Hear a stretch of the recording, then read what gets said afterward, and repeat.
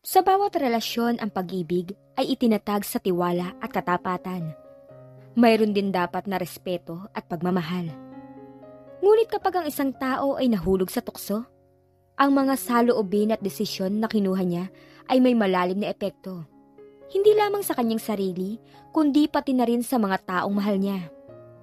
Sa kwentong ito, si Russell na may asawang si Andrea ay nahulog sa isang relasyon kay Marie, ang kanyang kaopisina. Nang malaman to ni Andrea, hindi siya nakapag-react agad nang ayon sa inaasahan ni Russell. Ang tahimik niyang pagtanggap ay nagsilbing isang malaking katanungan para sa kanyang asawa. Ano ang magiging epekto nito sa kanya? Paano niya haharapin ang mga komplikasyon at pagsubok na dulot ng kanyang mga pagkakamali? Sa kwentong ito, ating susuriin ang mga epekto ng kawalan ng katapatan at kung paano ang mga desisyon ng tao ay maaaring magbago ng takbo ng kanilang buhay at relasyon. Ano kaya ang maaaring ituring na dahilan kung bakit hindi nag-react si Andrea, tulad ng inaasahan ni Russell?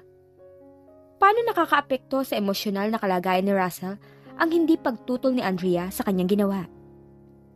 Ano ang mga hakbang na maaaring gawin ng bida nating si Russell upang muling makuha ang tiwala ng asawa at maayos ang kanilang relasyon? At ano kaya ang mga aral na matututunan mula sa kwentong ito tungkol sa katapatan at mga pag-aalay ng pagmamahal? Magandang araw po muli sa lahat ng mga listeners ng aming channel. Isa na naman pong inspirational love story ang ibabahagi namin sa inyo, na sana ay may isang aral na manatili sa inyong mga puso. Ito ay pinamagatang Affair with His Office Mate. Pero bago tayo magpatuloy, kung bago ka pa lamang sa aking channel, ay pakilike po ng ating video. Pakiclick din ng subscribe button at bell icon para lagi king updated sa mga parating ko pang uploads. Habang nakikipag-usap sa telepono, mahina lamang ang boses ni Russell. Madedelay ako ng mga 30 minutes.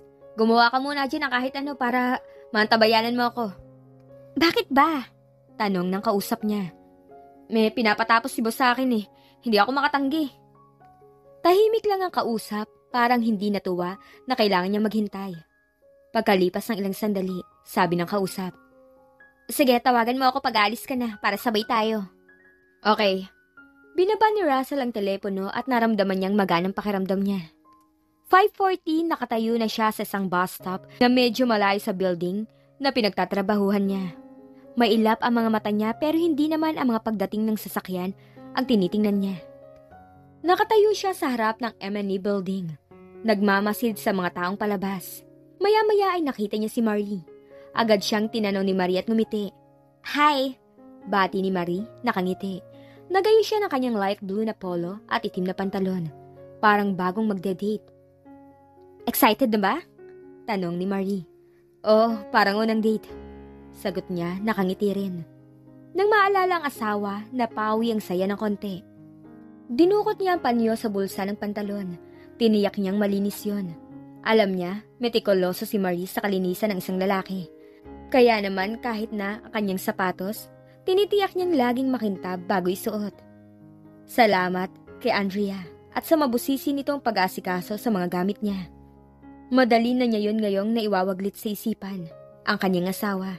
Hindi ka pares noong bago-bago pa lamang sila na nagpapakiramdaman ni Marie na grabe kung makaramdam siya ng pangungonsensya. Muntik na nga niyang hindi ligawan noon ang dalaga dahil sa guilt na yon. Pero mahirap hindi pansinin ang pagpaparamdam ni Marie na napainlove yata sa kanya ng todo, kahit may asawa na siya. Ang totoo kung hindi si Marie ang unang nagpahalatang may gusto sa kanya, hindi naman mangyayaring magkaroon sila ng relasyon. Una, dahil wala naman siya talagang balak noon na maging unfaithful kay Andrea. Pangalawa, hindi sumagi sa isip niya na posible siyang magustuhan ng isang dalagang pares ni Marie. Magandang dalaga, may pinag-aralan, may breeding, at hindi masasabing kulang sa pansin. In fact, di ilang kaopisina niyang binata ang nanligaw sa dalaga. Pero nangabasted lamang. Kaya flattered na flattered siyang pares pa niya ang nagustuhan ni Marie. Pakiramdam niya tumama siya sa sweepstakes. Kaya ang turing niya sa babae ay isang precious gem na hindi niya papayagang basta-basta mawala sa kanya. 2 taon na siyang accountant sa City Homes 4 nang mapasok sa personal si Marie bilang secretary ng manager. Napakaganda ng katawan at maputi ito. Mga pangunahing features yung taglay ng dalaga para masabing maganda, although may mga kasamahan siyang nagsasabi na kung hindi di umano pumuti ang dalaga, hindi masasabing maganda. Sa bagay, kung pinagkukumpara niya sina Andrea at Marie, aminado siyang mas maganda ang asawa kahit morena. Pero morenang makinis at maganda rin naman ang katawan. Hindi na nga lamang naging palaayos itong mga huling taon ng kanilang pagsasama. Housewife na housewife. Bagay na bandang huli nakaka-turn off na sa kanya. Isa siya sa mga kalalakihang humanga agad kay Marie pero palihim lamang. Hindi naman siya maaaring maging vocal tungkol doon sa kaparis sa mga kasamahan na binata. Kaya nga sinarili na lamang niya ang paghanga. Bagay na nakairita yata kay Marie o kung anuman, unti-unti naging malapit ito sa kanya. Isang gabing nag-overtime sila pareho at ginabi ng uwi ay pilit siya nitong isinukob sa payong. Biyaong pagkakasukob na halos igit-git sa kanyang katawan. Kung dahil ayaw nitong mabasa sila pareho o may iba pang ibig sabihin ay hindi niya nun alam. Ang sigurado niya, kahit nabasa siya ng ulan, mainit ang naramdaman niya sa katawan.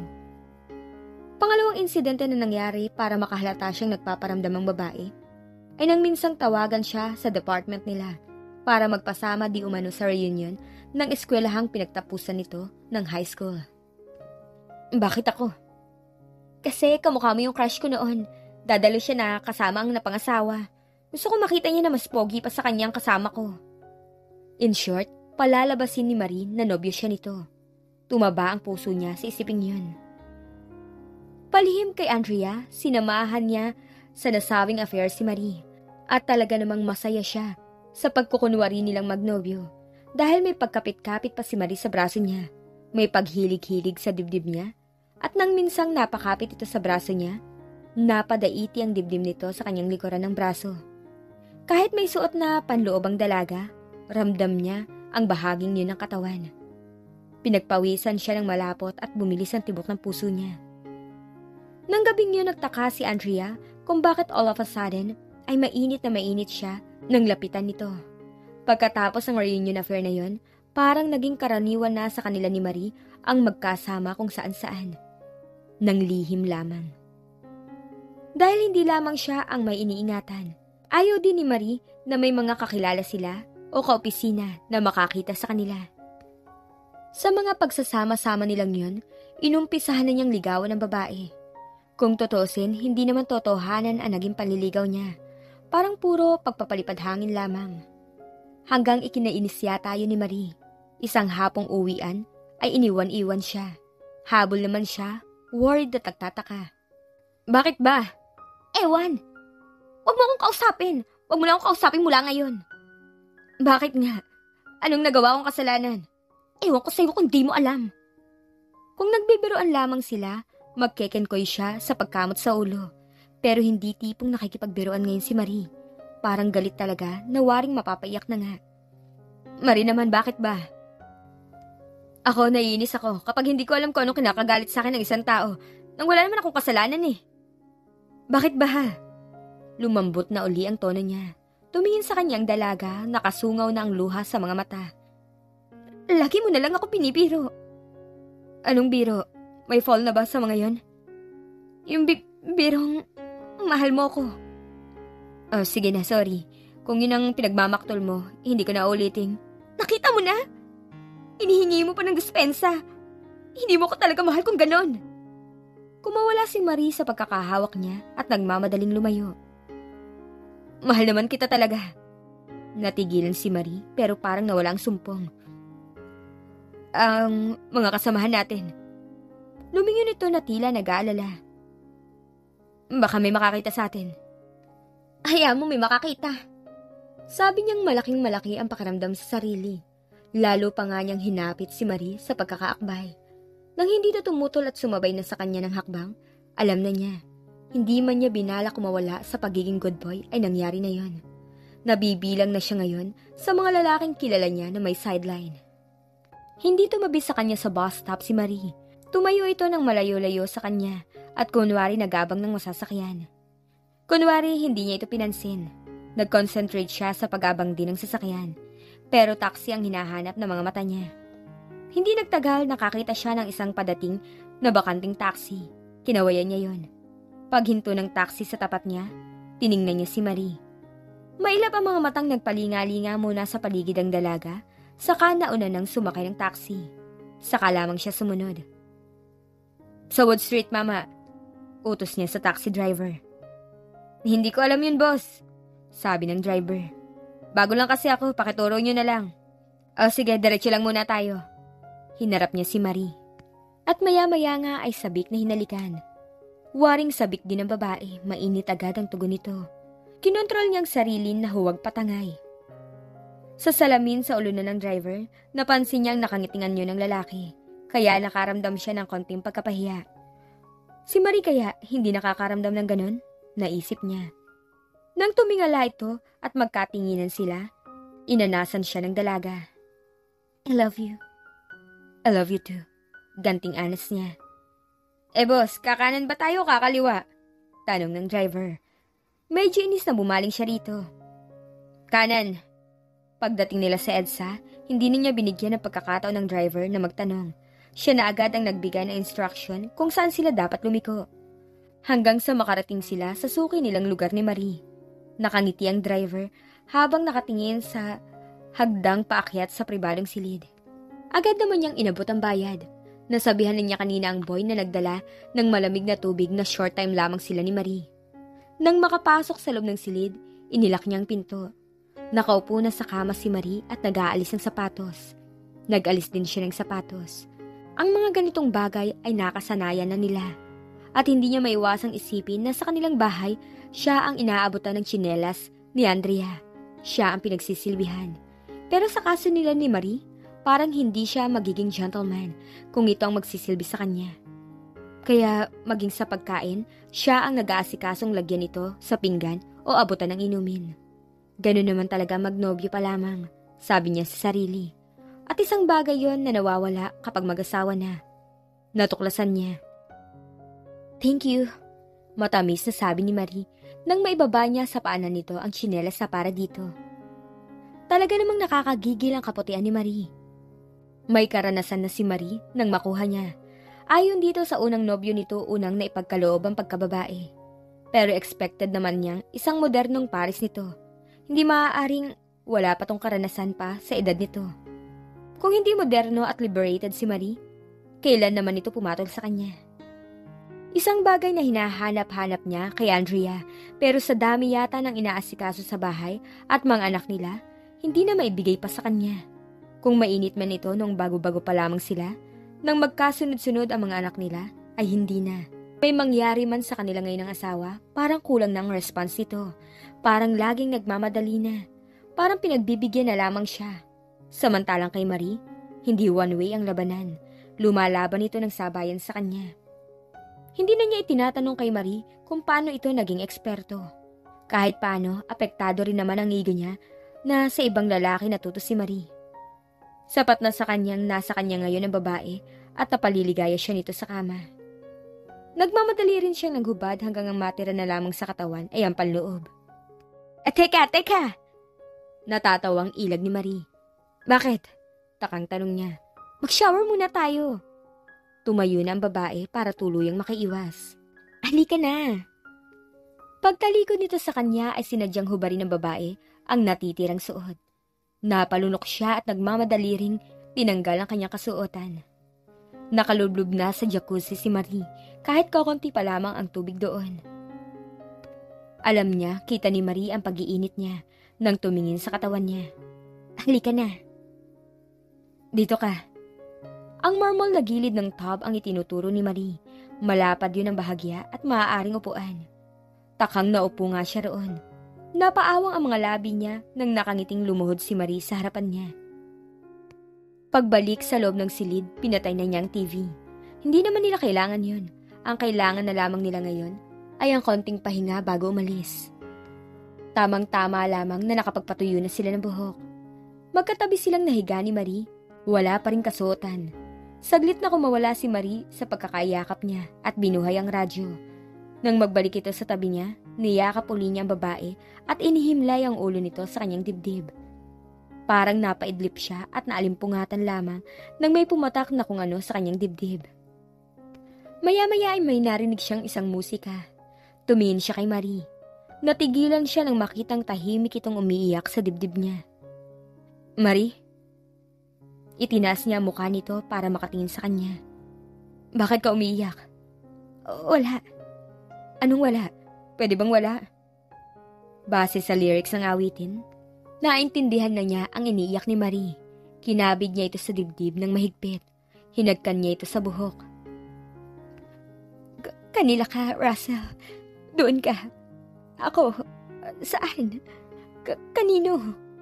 Sumisigok si Marie. Awang-awa siya sa babae.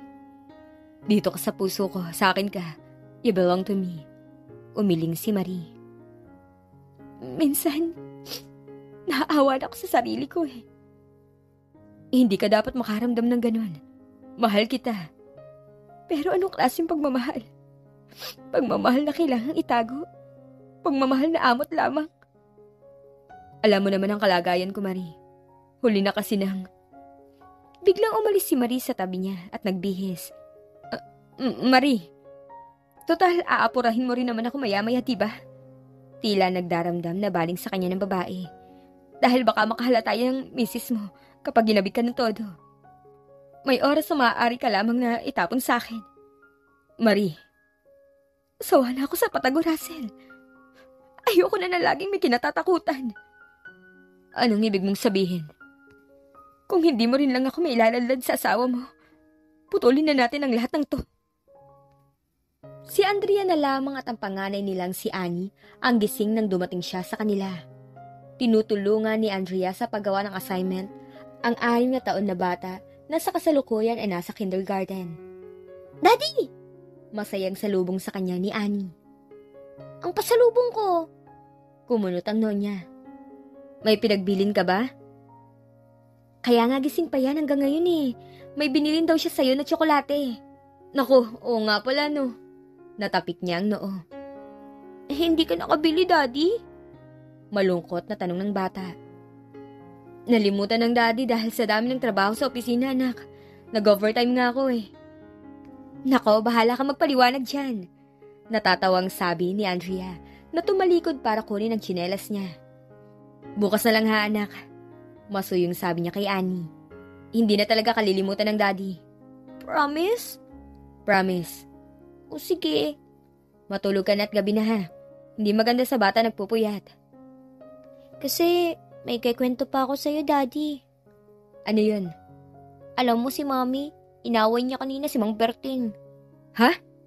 Nabigla siya. Kasi... Nako, nagkwento rin sa'yo ang daldal na yan ano. Natatawang sabi ni Andrea na palapit na at narinig marahil ang pinag-uusapan nila. Patulugin mo na yan at ako na magkakwento sa'yo nung gusto niya ikwento. Oh, narinig mong sabi na mami mo ha? Ibinabali niya si Annie. Patulog ka na. Bumalik uli sa pisngi niya ang bata. Good night, Daddy. Good night. Magdasal muna ha. Yes, Daddy. Good night, Mommy. Good night. Dala mga gamit sa eskwela, tinungo na ni Annie ang silid. Inagapan agad siyang mapunasan ni Andrea ng pawis sa likod. Ako na nga. Agaw niya sa bimpong hawak nito. Ako na rin yan, bine-baby mo na naman ako eh. Di ba't yun ang idea ng pagbitiw mo ako sa trabaho para ma-devote ko lahat ng oras sa inyong mag-ama? 4 naman talaga kayong baby ko ah. Muli ang pag-atake ng guilt sa dibdib niya. Hindi pa ako kumakain. Bakit hindi ka pa kumain? Bakit daw? Siyempre hinihintay kita. Pag ganun ginagabi ako, mauna ka na kumain. Hindi ako sanay eh. Oh, Tena, tara na kumain na tayo. Nang palihim niyang sulyapan ng asawa, naisip niya, paano ba niya magagawang ihantad dito ang pakikipag-affair niya sa ibang pares na gustong mangyari ni Marie? Ano ba yung sinasabi ni Annie na inaway mo raw si Mang Berting? Nakakainis kasi matandang yun eh. Bakit? Nagsalita lang ba ng hindi maganda? Para 2 months lang naman tayong na-delayed sa pagbabayad nitong apartment ah. Anong nagsalita ng hindi maganda? Hinawakan ka mo yung kamay ko. Natigilan siya. Akala yata na matandang yun ubra ng kalokohan niya sa akin kung may atraso tayo sa kanya. Humihingi ako ng dispensa biglang hinawakan ng kamay ko at pinisil pa. Ang sabi, malakas naman daw ako sa kanya. Namura ko nga eh. Kung hindi ako nakapagpigil, baka nasampal ko pa. Loko pala talaga matandang yun ano. Pero mabuti na lang at hindi mo nasampal. Kundi baka napalaya sa tayo niyon. Napatitig sa kanya si Andrea, parang galit na parang nagdaramdam. Bakit? Sa silid na niya ito inabutan, nakadapa sa kama at umiiyak. Bakit ba ha? Kaya nga ayoko nang ikwento sana sa'yo eh. Akala ko magwawala ka sa galit. Yung pala mas importante pa sa'yo na hindi tayo pinalayas kaysa sa hinawakan sa kamay ang asawa mo ng ibang lalaki. Sino ba nagsabi sa'yo na hindi ako nagwawala sa galit? Parang nakakalalaki ang lokong matandang yun. Pinipigil ko lang dahil inaalala ko rin ang sitwasyon. Apektado ang mga anak natin kung bigla tayong mawawalan ng tirahan. Ano kung mawalan? Ayoko naman na talaga rito eh. Dahil parang may gusto nga sa akin na matandang yun. Makabayad lang tayo ng atraso. Hanap na tayo ng ibang tirahan. Nahihiya siya sa sariling nahiga. Hindi naman totoong madalas siyang mag-overtime. Ang nadadalas ay ang paglabas nila ni Marie. Kaya nga nakapangungutang pa siya sa opisina dahil magastos din naman yun at hindi kalakihan ang kita niya. Sa pagbabayad ng mga utang na yun, nababawasan pa ang iniintriga niya sa sawa. Mabuti na lamang at hindi nagtatanong si Andrea. Kung ano lamang ang ebot niya, pinagkakasya nito. Nang gabing yun, sa halip na ang pagkaabalahan ng isip ay ang pagkakagusto ng ibang lalaki sa kanyang asawa, ang hindi mapaknit sa utak niya ay ang banta ni Marie na makikipag-break sa kanya kapag hindi pa rin nila inihantad ang kanilang relasyon kay Andrea. Pa-share naman ha. Nakatayo si Russell sa tabi ng mesang okupado ni na Marie at ng kasamahan nito. Dala niya sa tray ang kape at chicken sandwich na in-order niya. Sa halip tumingin sa kanya, ibinaling ni Marie ang tingin sa counter. Galit pa rin. Si Anton? Tanong ng kasama ni Marie. Hindi raw magmemeryenda eh. May rush kasi sa trabaho. Hello Marie. Lalo ka yatang gumaganda ngayon ah. Parang sinabi ng pagkakatingin ni Marie, nek-nek mo. Mrs. mo Russell oh. Sabi ng kasama ni Marie, nakatawa. Itinuturo ang dakong pintuan ng kantina. Alam naman ni Russell na biro lamang ang sinabi ng kaharap. Sanay na sila ng ganon kapag tila nanliligaw ang isang may asawa na sa kanilang mga kasamahan. Nasaan? Ang lakas ng loob mo porque alam mong imposibleng magpunta rito ang misis mo no. Anong malakas ang loob? Mahina nga ika mo. Ang malakas ang loob, lumalantad. Pinaninindigan sa lahat ang nararamdaman. Aray, sabi ng isip ni Russell. Bakit? Gusto mong panindigan ni Russell ang pagpapalipad hangin sa'yo? Biro ng kasamahan ni Marie. Hindi kaya ng lalaking yan. Nakangiti si Marie pero matalim ang tingin kay Russell. Loka, machismis nga kayo niyan ha. Teka, maiba ako ng usapan. Sasama ka ba mamaya sa blowout ni Percy? Blowout? Birthday niya ngayon eh. Kung gusto raw namin ididisco kami o sing-along. Mabuti pa. Mag-sing-along na lang tayo. Pakali ni Marie. Kung magsising-along, sasama ka. Tanong ng kasama ni Marie. Tiningnan niya ng tingin nagbabawal si Marie. Loka, huwag kang papayag. Lalabas tayo mamaya. Mag-uusap na masinsinan. Nakangiting bumaling si Marie sa kasamahan. Oo, game ako. Inis na inis si Russell. Baka sa sing-along nga tayo matuloy. Chit, isama kaya ako ni Percy? Biglang tanong ni Russell. Ngumiti siya rito. Kung iniinis siya ng dalaga sa pagpiling sumama sa mga kasamahan kaysa paglabas ng siyang kasama, iinisin naman niya ito sa pagsabit sa laka ng mga ito. Bakit hindi? Blowout nga yun eh. Bayaan mo babanggitin ko. Pero, pwede ka ba? Anong pwede? Ang alam ko sa mga lalaking di pamilya, kailangan nasa oras ang uwi. Sa mga Yakuza? Anong Yakuza? Yakuza asawa. Nagtawa siya. Ang corny mo, Russell. Sabi ni Chit pero nakangiti rin. Bayaan mo, itatawag ko sa'yo mamaya kung okay kay Percy na isama ka. Palagay ko naman, hindi na dapat ihingi ng permiso yun eh. Hindi kung ganon, see you na lang mamaya. Ngumiti siya kay Marie. Nana! Sa Timog Avenue sila nakapag-singalong, isang maliit na pub yun na ang gamit ay Laserdisc karaoke. 8 sila lahat na magkakasama. Halata ni Russell, iniiwasan siya ni Marie. Ang nakatabi niya ay ang may birthday na edad na 43, saka isang kasamahang babae na nagngangalang Ning. Ikaw naman ang kumanta, Marie, sabi ni Chit. Sa isang ikutan ay 2 beses lamang maaaring kumanta ang mga okupante ng isang mesa. Kanina, nauna na kumanta si Percy. Kahit minsan sintonado ito, nagbigay ang lalaki dahil ito ang may birthday at katuwaan lamang naman. Sige na nga. Anong kakantahin mo, miss? Meron ba kayong Saving All My Love For You? Uy, kanino mo isa-save? Na-curious si Russell. Kung sakali ngayon lamang niya maririnig kakanta si Marie. Hindi niya alam kung anong kantang sinabi nito pero magandang tunog sa tainga niya. Parang pinatutungkol sa kanya ni Marie. Saving All My Love For You. Ang sarap naman kahit hindi alam ng kasamahan na para sa kanya yon. Pinakamalakas ang palakpakan sa mesa nila. Doon ka sa stage, sabi ni Chit. Oo nga naman. Dito na lang. Doon na nga lang. Pamimilit ng iba pa. Napilitang tumayo si Marie. Nagpalakpakan uli sila. I'd like to dedicate the song to the birthday celebrant, Mr. Percival Kiras. Sabi ni Marie. Thank you. Para sa akin talagang kakantahin niya. Loko.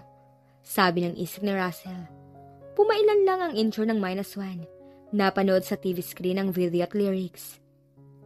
A few stolen moments is all that we share. Natigilan si Russell nang mabasa sa screen ang mga unang linya ng awitin. You got your family and they need you there. Naparay uli ang puso niya. Talaga palang para sa kanya ang kakantahin ni Marie. Patama sa kanya. Though I try to resist being last on your list. Hindi masyadong kagandahan ang boses ni Marie, pero dahil waring umiiyak, dumaraing ang pagkanta ng dalaga. Ay para bang nakakaakit itong pakinggan. Si Russell naman lihim na nakadarama ng awa sa nobya. Parang nararamdaman niya ang pinaghihirap ng loob nito. It's not very easy living all alone. My friends try and tell me find the man of my own. Natigilan si Russell. Nakaramdam siya ng pagkabahala. Parang may pinapahiwatig ang kanta ni Marie. Tumayo siya, parang hindi niya kaya ang mga susunod pang maririnig. Nawaring sa kanya talaga pinatutungkol ni Marie. Oh, saan ka pupunta? Takang tanong ni Percy. Jijingle lang pare. Lagot ka kay Marie. Nakaka-jingle pala ng pagkanta niya. Tawanan, nakitawa si Russell. Nasa men's room ay ina-analyze niya ang feeling ni Marie. Masama talaga ang loob sa kanya ng nobya. Sinadya niyang magtagal ng konti sa men's room para magbalik sa mesa ay tapos nang kumanta si Marie. Inabutan pa niya ang pagtatapos sa bahagi ng awitin nito. So I'm saving all my love for you. Palakpakan ng mga kasamahan niya nang matapos ni Marie ang awitin. Ang galing mo pala, madamdamin. Pero para kanino ba yan dedicated ha? Para sa akin ba? Tawanan. Team song yun ng isa kong kaibigan na gusto na makipag-break sa boyfriend niyang may pamilya na. Parang may tumusok sa dibdib ni Russell. Nang sweet music ang patugtugin ng DJ, doon niya isinayaw si Marie. Kahit parang alanganin pa itong sumama sa kanya, hinawakan niya ito sa braso. Sa akin ka sumama mamayang uwian. Mag-offer akong ihatid ka. At pumayag ka na lang. Ayoko. Naiinis na ako, Marie ha. Hindi ko gustong ganitong tikisan. Kailangan natin mag-usap. O kung gusto mo, magkabistuhan na ngayon. Halikan kita rito. O sige. Okay, and one more thing. Ayoko nang iwas ka ng iwas sa akin habang narito tayo. Kinabig niya ang dalaga at inihilig sa dibdib niya. Dahil isa ang way nila, silang tatlo ni na Marie at Chit ay nagtaksi na. Una nilang inihatid si Chit sa Pasay Road. Oh, paano? Dediretso na kayo niyan kina Marie? Tanong ng babae na makababa na. Alam nitong sa Pio del Pilar ang apartment ni Marie. Oo. Pagkatapos diretso na ako sa amin sa bangkal. Oy, Russell ha, ingatan mo kaibigan ko, baka mamaya bantay sa lakay ka. Halata nilang nagbibiro lamang si Chit. Di kinarati ko siya. Sige na, lakad na kayo. Pumasok ka na muna sa loob, sabi ni Russell. Hindi pa man sila gaanong nakakalayo, hinila na niya si Marie at sinail ng halik. Pumapalag pa ang dalaga pero hindi niya ito pinakawalan. Takang napalingon sa kanilang taxi driver, waring bahagya pang nababahala. Okay lang pare, isyota ko to. Nang hindi itanggihan ni Marie, ang pagmamaneho na ang naskasa ng driver. Patikis-tikis ka pa alam ko namang mahal mo ko. Kahit mahal kita, kaya kong layuan ka. Kung lagi lamang akong malulungkot, Russell. Okay naman kasing setup pa. Hindi okay, dehado ako. Naapi ako. Ang gusto ko, meron talagang para sa akin. Paano yun? Kung ilalantad ko kay Andrea, pwede naman yun ha. Marami akong kilalang ganon. May isang kaibigan nga ako na ganito. Alam na misis ang relasyon nila ng mister nito pero okay lang. May agreement sila. 4 days sa misis, 3 days sa kanya. Kaya parang tunay din sila mag-asawa. Nakakatulog na magkasama. Nagkakasalo sa pagkain. Nakakapunta sa mga lakaran nang wala nang kinatatakutan. Hindi ko kaya ang magdalawa ng pamilya. Sa kanila nga lamang, minsan kinukulang na ako ng kita eh. Hindi kita obligahin, Russell. Sapat na sa akin ang panahon mo. May sariling kita ako. May sariling tirahan na inuupahan. Doon tayo kung gusto mo. Hindi ka iiwan ng misis mo, believe me. Ang mga ganong domesticated, takot makipaghiwalay dahil nasanay ng sa mister lang umaasa. Domesticated, parang masakit yun sa tainga niya kahit paano. Parang insulto kay Andrea ang dating. Siyempre iisipin nun yung mga bata. Paano mga yun kung hiwalayan ka niya? Dating empleyada ang misis ko, may alam din siyang pagkakitaan. Noon yun, I doubt it. Kung pwede pa rin siya ngayon after staying in the house for so long. Nang ang iniintindi lamang ay ang trabahong bahay at ang anak niyo. Hindi naman pagkasosyal lamang ang requirement para matanggap na empleyada. Hindi naman ganun yung ibig kong sabihin eh. I mean, she has stopped learning, Russell. At sa fast-paced na panahon ngayon, mahirap na siyang makakope up. And with 3 growing kids to bring up, mahihirapan talaga siya. Ang magagawa lamang nun sa umpisa, umiyak, pero matatanggap din niya talagang ganun na ang panahon ngayon. Na ang lalaki talaga nagtutu-time? Nakikita naman natin, di ba? At hindi ka natatakot na gawin ko rin sa iyon? I love you like crazy. You won't even think about looking at another woman. Masarap sa ego niya ang pangakong yun. Nakakatempt. Pero ang ipaalam kay Andrea na may iba pa siya. Paano kung lakasan nito ang loob at layasan nga siyang kasama ang mga bata? Matitiis ba niyang mapalayo sa 3 chikiting na mahal niya? Hindi ka pa rin makapag-decide, I can see. May resignation sa tinig ni Marie. Marie, wala na tayong pag-uusapan, Russell. Binayaran niya ang taxi driver at bumaba rin. Nagmamadali niyang sinundan si Marie na binubuksan na ng susi ang lock ng apartment. Bakit bumaba ka pa? Hindi pa tayo tapos mag-usap. Tapos na. Besides, baka orasan ka na sa inyo. Di orasan niya kung orasan. Basta papasok ako sa loob at mag-uusap tayo. Hindi naman tumutol si Marie. Parang nagustuhan pa nga ang paninindigan niya. Pagbaling sa kanya ng dalaga, hinila niya ito at hinalikan. Mainit maalab. Baka magising ang maid ko. Sa kwarto ko tayo. Mainit na siya. Ngayon lang mangyayari sa apartment ni Marie na may mangyari sa kanila. Gustuin man niyang lumabas pa sila, wala naman siyang perang pang-hotel pa at hindi pwedeng tumanggi si Marie. Sa estado niya ngayon, baka pilitin niya ito kapag tumanggi ito. Binuhat niya ang dalaga. Saan? Itinuro ni Marie ang pinto ng silid nito. Umakto siyang mag-aalis ng pantalon. No. Gusto kong gawin to, nang hindi mo tinatanggal yan. Natigilan siya. Bumangon si Marie at ito nag-alis sa pagkakabotones ng polo niya. That's enough.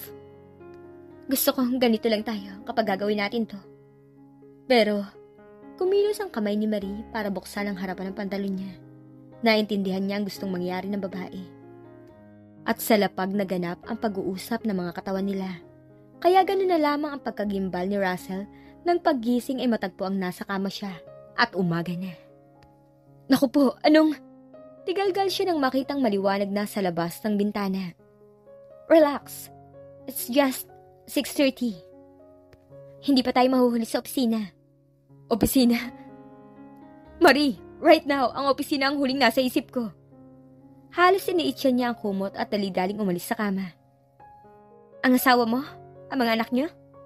Galit ang tanong ni Marie. Bakit hindi mo ako ginising? Hindi rin ako nagising, kundi kanina lang. Hindi niya mabasa sa anyo ni Marie ang katapatan. Ang hula niya, sinadya talaga ng babae na mapahimbing siya. Ang laki talaga ng takot mo sa asawa mo, no? Mahirap ipaliwanag kung saan ako naroon magdamag. Hindi sanay si Andrea nang hindi ako umuwi sa gabi. Kung ganun, dapat masanay na siya ngayon. Marie, ano ba? Makinig ka, Russell. Kung hindi mo rin lang may pagkakaloob ang maliit na hinihingi ko sa'yo, ituring mo na mula sa araw na to, wala na ako sa'yo. Marie, ibinigay ko na sa'yo lahat-lahat, Russell. Magang ang maid ko, alam nang dito ka natulog ngayon. At handa akong tiisin ang sasabihin ng mga kapitbahay at kakilala sa sandaling maging palagian ka na rito. Ganun kita kamahal. Pero kung hindi mo maibabalik kahit katiting na pagsasakripisyo ginagawa ko, magkalimutan na lang tayo. Umuwi ka na, Russell. Hinihintay ka na sa inyo. Sa pagkikita nating muli, ang gusto kong marinig, buhat sa'yo. Nangyari na ang gusto ko. Sakay ng jeep pa uwi, gulong-gulo ang isip ni Russell. Inaalala niya ang gagawing paliwanag kay Andrea. Iniintindi rin niya ang sinabi kanina ni Marie. Ayaw niyang mawala sa kanyang dalaga, pero paano rin niya ipagtatapat kay Andrea ang totoo? Paano niya ipapatanggap ang setup na gustong mangyari ni Marie? Sasabihin ba niya, Andrea, may natutuhan akong ibiging ibang babae. Ayoko mawala siya sa akin kaya pwede bang dalawa kayo sa buhay ko? Hindi. Masakit sa tainga. Baka ura-uradang balutin ni Andrea ang mga gamit at tangayin ang mga anak nila para layasan siya. Kung ganito kaya, napasubo lamang ako kay Marie. Hindi ko naman kayo pababayaan ng mga anak natin kahit maging dalawa kayo sa buhay ko dahil siya naman ang gagasta sa affair namin. Mas lalong hindi tama. Taksil na siyang lalabas sa paningin ni Andrea. Magiging wala pa siyang buto. Kahit anong ganda ang maisip niyang pagtatapat kay Andrea, palagay niya, pangit pa rin na magiging dating nun. Bahala na, sabi niya sa sarili.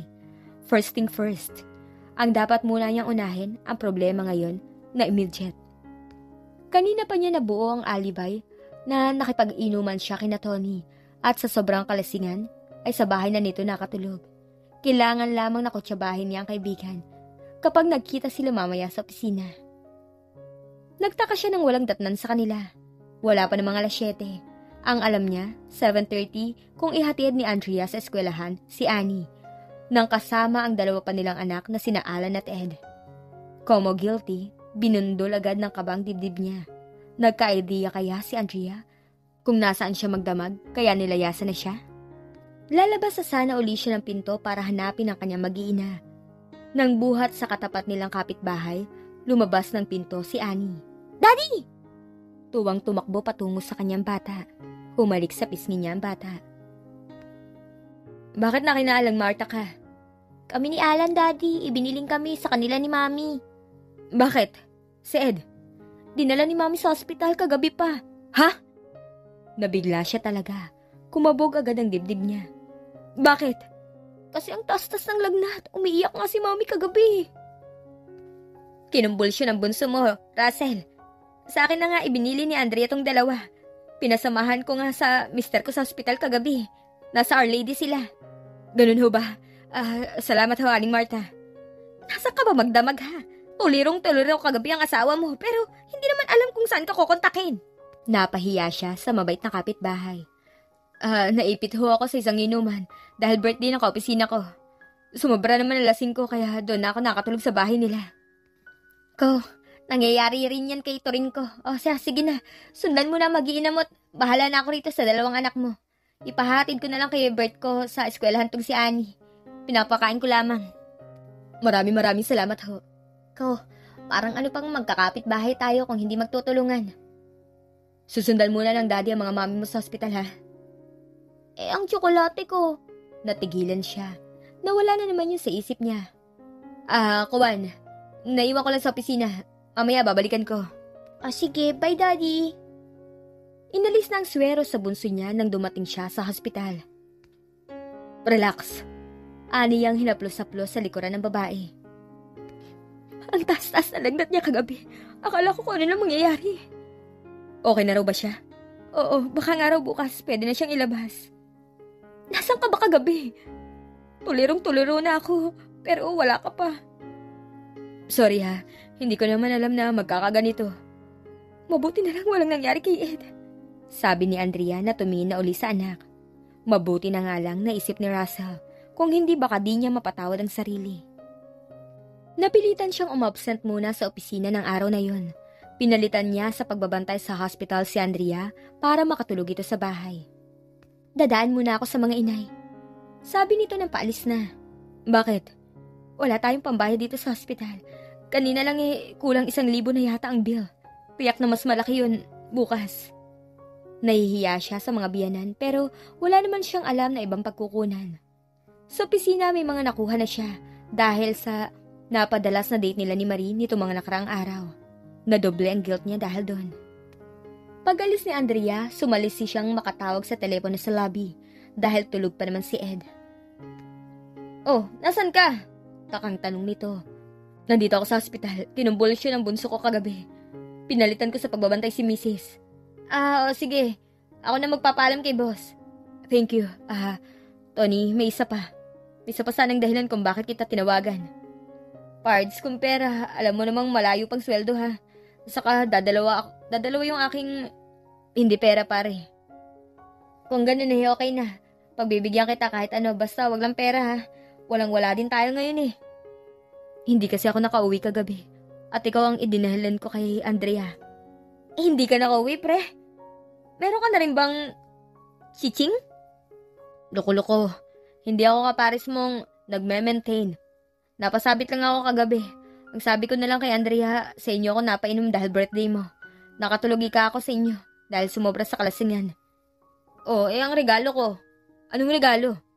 Birthday ko kagabi, diba? Ay, nako, loko-loko ka talaga. 5:30 ka. Aray, wala dun sa kalendaryo Pero pera biro, pare, meron ka na nga ba? Loko, masarap ang merong sideline. Nakikita ko nga sa'yo, hindi ka na mukhang 50 ngayon. Lol, 40 lang talaga ako. Pinatanda ko pa nga ng 1 taon nang pag-birthdayin mo ako kagabi. Kahit may problema, natawa siya. Pero biro, kahit mahirap sa kayo masarap ang may ibang putahe pare. Sabi ni Tony. Mabutit hindi ka nabubuko ng misis mo pare. Anong hindi? Ang ganung bagay hindi nalilihim ng matagal sa mga misis. Paano nangyari? Ano pa, di pinalayas lang naman ako nung una. Itinapon ng mga damit ko at balita ko sinunog pa raw yung ibang naiwan. Pagkatapos namang makitang sige pa rin kami ng sige nung pangalawa ko, siya nang parang nagkusang bumalik na ako. Parang siya pa nga gumawa ng schedule naming 3 Oo, open book kami ni Gigi sa misis ko. Hindi pa sana sila titigil sa pagkikwentuhan kung hindi nagsabi ang isang nurse na kailangan na nito ang telepono. Maga-maga kinabukasan tinawagan niya si Marie sa personnel. Ang dalaga nakasagot sa telepono. Hindi ako nakapasok kahapon dahil may sakit ang anak ko. Kalalabas nga lang sa hospital kanina Ang sabi ko, kapag nagkita tayong muli o nagkausap, gusto ko marinig na nagawa mo na ang gusto ko. Nagawa mo na ba? Marie naman, wala sa tiyempong gusto mo mangyari. Problemado si Andrea kahapon. Kailan mo ipagtatapat? Give me a little time. Mamayang uwian, pag-usapan natin. No, Marie. Pinaiikot mo lang ako. Wala ka namang balak sundin ang gusto ko. From now on, let's call it quits, Russell. At wag mo na rin akong hintayin mamaya dahil hindi ako sasabay sa'yo. Marie! Nagbaba ng telepono ang dalaga. Eksaktong 5:00 ay nag-time out siya. Ayaw niyang mamiss ang paglabas ni Marie sakaling iniiwasan siya. Worried pa rin siya sa bunso niya. Mag-uusap lamang sila ni Marie para magkaliwanagan. Gusto niyang ma-settle muna ang tungkol sa kanila na gustot ni Marie. Nakahanda naman siyang maghintay kahit gabihin para lamang magkausap sila. Nakita niyang lumabas ng building si Marie. Sa halip tumingin ito sa gawi niya, nakaparis ang dati, diretso ang tingin nito sa isang kotseng nakaparada. Nakangiting binati ni Marie ang driver ng kotse. Lumabas ang lalaki at saglit na kinausap si Marie, saka pinabuksan ito ng pinto. Ni hindi sumulyap sa dako niya si Marie. O kahit nang umusa di yung palayo. Ewan lamang niya kung hindi talaga siya napansin o talagang abala ito sa masayang pakikipag-usap sa gwapong nagmamaneho ng kotse. Nagpuputok ang butch niya nang hindi na matanaw ang sinakyan ng dalawa. Parang gusto niyang manapak nang sakay na ng bus pa uwi. Sino naman ang sasapakin niya? Ang makulit na konduktor na panay ang pagpapausod sa hulihan? Hindi. Ang gusto talaga niyang sapakin, ang mayabang na lalaking sumundo kay Marie. Pero malaking trouble naman kung nasapak nga niya yun kanina. Tingin niya big time ang lalaki. Ipinagpalit ba siya talaga roon ni Marie kapag hindi niya nasunod ang gusto nito? Nagpanik ang isip niya. Gawin mo na ang gusto ni Marie ngayon, habang may panahon pa, habang hindi pa siya tuluyang naaagaw ng iba. Wineweigh niya ang mga possibilities. Palayasin din kaya siya ni Andrea kung sakali? Paglipas kaya ng ilang araw at makita ni Andrea na sigap pa rin sila ni Marie, pabalikin kaya siya nito? At gumawa ng paraan na i-schedule silang tatlo?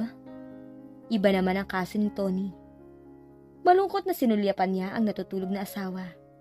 Bakit ba natututo pang magsalawahan ang puso niya? Ay mahal naman niya ito. Maingat niyang niyakap ang natutulog na babae. Pero kapag naiisip naman niya ang nakatakdang pagkawala ni Marie sa kanyang buhay, nagkakaroon siya ng alinlangan na di nga niya makakayang saktan ang kalooban ng asawa. Kung ganon, bakit nalulung siya kay Marie in the first place?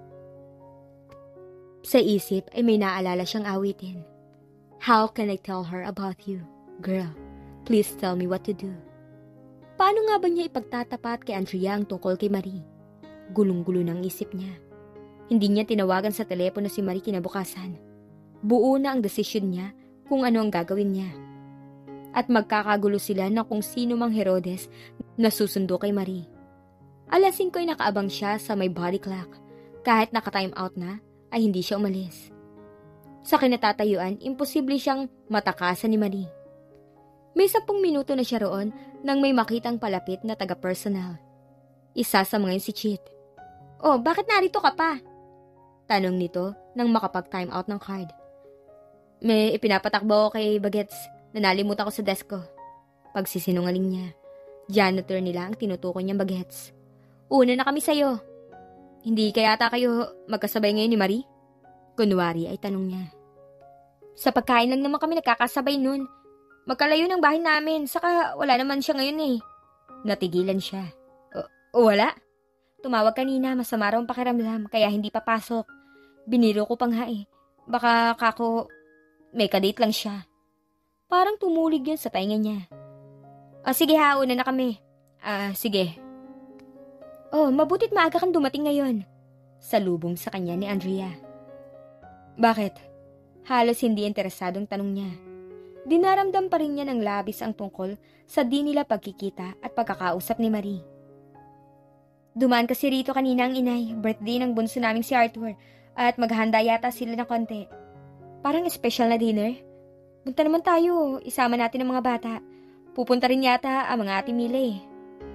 Pagod ako eh. Ikaw na lang, isama mo si Annie. Ako na magbabantay kina Alan at Ed. Ay, ayoko na lang. Sige na. Hihingi mo na lang ako ng dispensa sa mga inay. Sigurado ka bang kaya mo rito mag-isa? Natawa siya. Para ilang oras lang naman, di ba? Hindi kami papagabi ni Annie. Okay lang yun. Pakakainin ko ang dalawa at magang patutulogin para makatulog din ako. Sige na. Sige. Luto na yung hapunan nyo ha. Nasa mesa na. Ako na ang bahala rito. Mag-alas 8 na makauwi ang mag-iina niya. Panay ang kwento ni Andrea nang datnang gising pa siya sa silid. Alam mo kung sino ang nakatagpo ko sa amin kanina? Sino? Ani ang nagpapakita lamang ng interes. Ang best friend kong si Ludi. Kilala mo siya, di ba? Di ba magkasunod lamang kayo halos na nag-asawa nun? Oo nga, at nakatatlong anak na rin siya. Halos kasing edad nga lamang ni na Annie at Alan. Bakit nasa inyo? Akala ko ba nasa Bicol na yon dahil tagaro na pangasawa? Yun nga ang ibabalita ko sa'yo. Hiwalay na pala sila ng mister niya. Bakit daw naghiwalay? May babae yata yung asawa niya eh. Nahuli niya sa akto at inamin pa sa kanya. Kaya hayon, balik siya sa nanay niya. Diba, malapit lang naman ang bahay nila sa amin. Kaya inimbitahan namin ng inay sa birthday ni Arthur eh. Para kahit paano raw malibang. Iniwan niya ang asawa niya? Siyempre naman no, may babae nga eh. Ang mga anak nila, natural, dinala niya no. Paano niya bubuhayin ang mga yun? Yun nga pinoproblema niya eh. Hindi naman niya natapos ang course niya at nag-asawa na siya. Palagay mo, hindi na niya balak balikan ang asawa niya? Ewan ko lang, ang alam ko, mahal na mahal ni Ludia na pangasawa niya. Pero ang payo ng mga inay, wag na raw niyang balikan. Hanggang hindi iginigib up yung babaeng yun. Saka humingi raw siya ng sustento. Wag siyang magpakamartir. Ang ate Mila nga ang payo, idemanda niya ang asawa sa pambabae. Kung ikaw halimbawa ang nasa lugar ni Ludi, anong gagawin mo? Halimbawa, nagkaroon ka ng babae, ganun? Oo, halimbawa lang naman. Dinakma ni Andrea ang pangharap niya. Nagtatawang pinisilyon. Putol po ito, mister, tandaan mo. Kahit nabaghan ng konti, sinagot ang asawa, nakuha pa niya magbiro. Ayan, pinagalit mo, lagot ka ngayon. Niyakap niya at ibinuwal sa kama si Andrea. Halatang nagpapaubaya naman ang babae. Ayoko. Asawa mo naman ako. Ilang saglit na naglaban ang tingin nila at si Andrea na sumukot nagpaubaya. Napapikit siya. Sa kauna-unahang pagkakataon, may nilabag si Andrea na personal na prinsipyo para mapagbigyan siya at inaamin niyang lubos-lubusan ang naging kasiyahan niya. Higit pa yata ang excitement na nadama niya ngayon kaysa kanila noon ni Marie. Dahil si Andrea, isang bagito at siya ang naging guro nito. Matagal nang tulog si Andrea sa tabi niya at hinahalikan pa rin niya ito sa buhok. Parang may nakuha uli siya rito na siya lamang ang unang nakakuha kapares noong honeymoon night nila.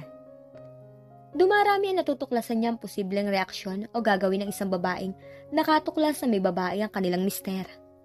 Naiisip niyang baka nakaupo sa kanyang desk sa opisina. Mas malamang pang mag-iiyak lang si Andrea, sumbatan siya, tanungin kung ano ang naging pagkukulang nito. Pagkatapos ay matatanggap ng mahinahon ang lahat. Yun ang naging konklusyon niya. Kaya buo na sa isip niyang pag-uusapan nila mamaya ni Marie. Papayag na siya sa gusto ng babae. Magtatapat na siya kay Andrea. Mag-alas 5 tumayo na siya para lumabas. Balak niyang abangan uli si Marie sa may bandy clock.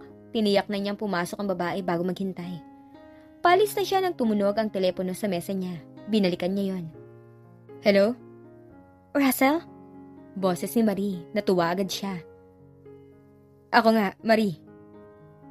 Hintayin mo ako mamaya. Lalabas ako ng 5:10. Mag-usap tayo. Eksaktong 5:10 natanaw niyang palabas na nang pinagtatrabahuhan nilang building si Marie.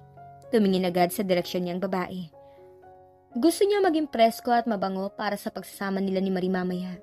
Buo na ang desisyon niya kung saan dadalhin ang babae. Palapit sa kanya si Marie ay nakatanaw siya ng padating na taxi.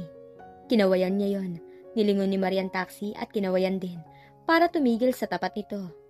Sumakay agad ang babae paghinto ng taxi. Dali-daling lumapit si Russell sa pangambang iwan siya ni Marie. I miss you.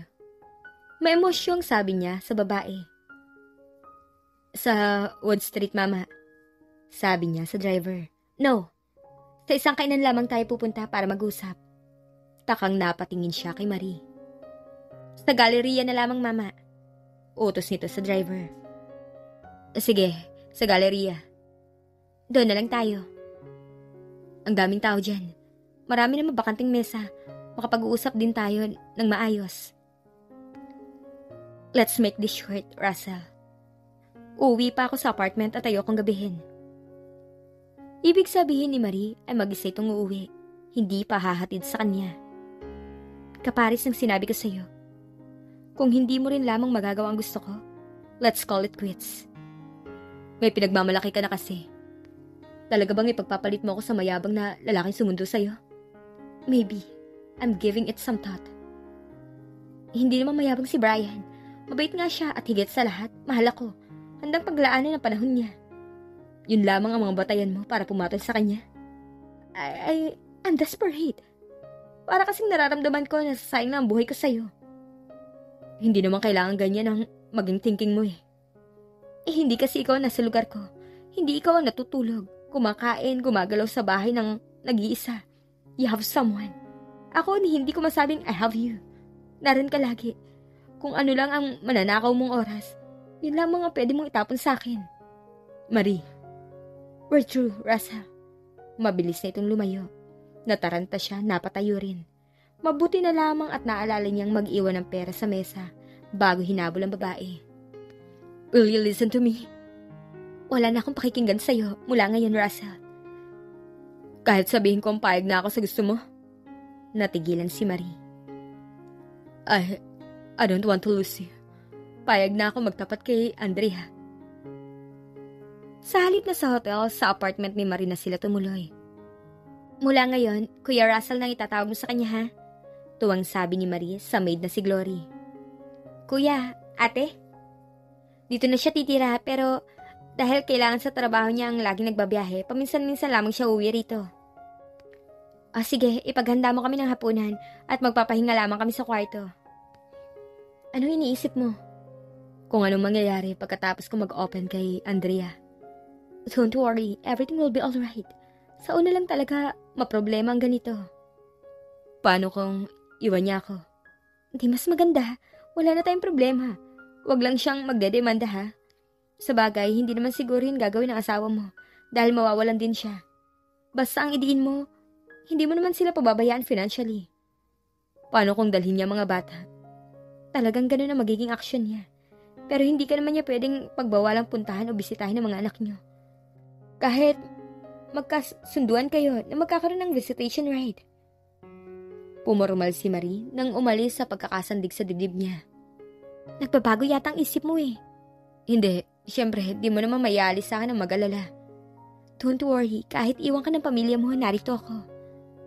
Mamahalin kita ng sobra pa sa pagmamahal nila. We'll make a family of our own. Gusto niyang mailing, parang hindi ganun ang gusto niya. Bagong pamilya kapalit ng dati na umalis siya sa kama at nagbihis. What are you doing? Mag-8 na, uwi na ako.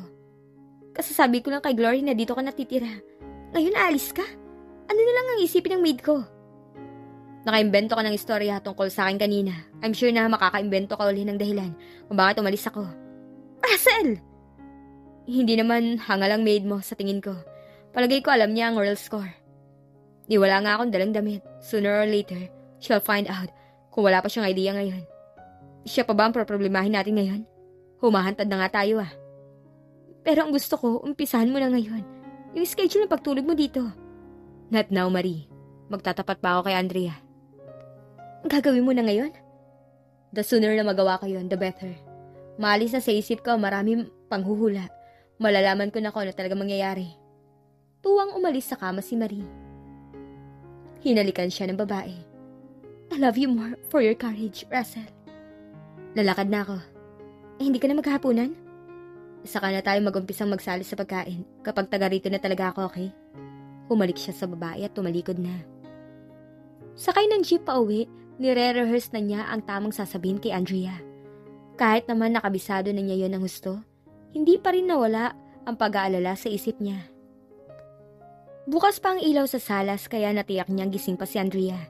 Hinihintay siya ng asawa kapares na nakagawian nito. Sa unang katok pa lamang, pinagbuksan na siya ng pinto ng babae. Tingin niya, masayang masaya ito, lalo na nang yumakap kaagad at humalik sa kanya. Bakit? Valedictorian ang anak mo. Kinausap na ako ng teacher niya kanina. At tayo nga raw ang magsasabit sa kanya ng medalya sa graduation. Mantak mo yun? Matalino naman talaga si Annie, mana sa akin. Sinulo mo ng credit ha. Matyaga lang ikaw mo ako sa pagtuturo sa kanya. Pati sa mga homework tinutulungan ko. Sa bagay, ang galing talaga ng misis ko. Teka, kumawala si Andrea sa pagkakakbay niya. Alam niya, kukunin nito ang tsinelas niya. Huwag na. Huwag na dahil baka kapag narinig mong ipagtatapat ko mamaya, salip na ipasuot mo sa kanang tsinelas, ihambalos mo yun sa akin. Parang walang narinig si Andrea. Kinuha rin ng tsinelas at bimpo na ipinahid sa pawis niya. Andrea, huwag kang mabibigla. May pagtatapat ako sa'yo. Kakain na ba tayo o magpapalit ka muna ng pajama? Nagtaas siya ng tingin. Sige, magpapalit na ako. Nakatingin si Andrea habang nag-aalis siya ng pantalon. Sa kung anong kadahilanan, nauputos sa tabi niya. at pilyang may ginawa sa kanya. Nagulat siya dahil noon lamang umarte ng ganong kaagresibong babae. Gusto mo ha? Naglalambing na humiling sa kanya si Andrea. Pagkakain na. Lalo siyang nahirapan sa pagpaplano kung paano tutuparin ang ipinangako kay Marie na magtatapat na kay Andrea.